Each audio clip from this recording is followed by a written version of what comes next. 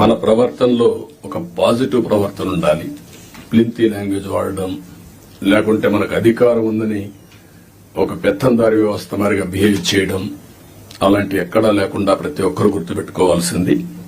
Colleagues ని ఏ విధంగా పని చేయించాలో రాజీ లేదు, కానీ వల్గర్ గా మాట్లాడి వాళ్ళని కొంచెం ఇన్సల్ట్ చేయడం ఇలాంటి చేయకూడదన్న అభిప్రాయం. దాన్ని మీరు ఫాలో కావాలి.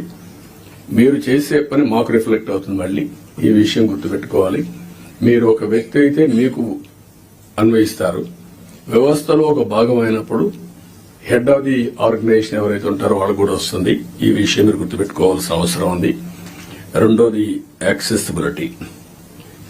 మీ టైం నీగా మార్క్ చేసుకోండి.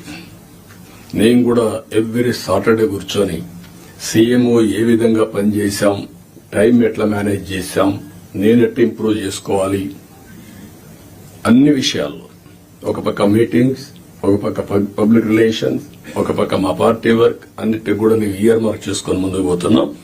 అందరికి యాక్సెసిబిలిటీ ఇచ్చే పరిస్థితిలో ఉన్నాం. మీరు కూడా వీలైనంత వరకు యాక్సెసిబిలిటీ ఉండాల్సిన అవసరం ఉంది. ప్రజాప్రతినిధులు వచ్చినప్పుడు కూడా నేను ఒకటే చెప్తున్నా, this is the political governance. We are not dictators. Dictators అనుకున్న వాళ్ళు ఎవ్వరు కూడా మళ్లీ తిరిగి ఎలక్షన్ లో గెలవలేదు. మనం గుర్తుపెట్టుకోవాల్సింది, ప్రజాస్వామ్యంలో ఉన్నాం కాబట్టి పొలిటికల్ గవర్నెన్స్ మాకు ఒక మ్యాండేట్ ఇచ్చారు.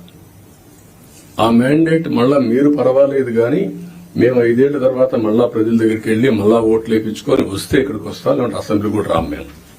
ఈ విషయం మీరు గుర్తుపెట్టుకోవాల్సింది. మనమైతే మంత్రులు ఒకరో వచ్చారేమో అసెంబ్లీకి, అందరూ ఎవరు అసెంబ్లీకి కూడా రాలేదు.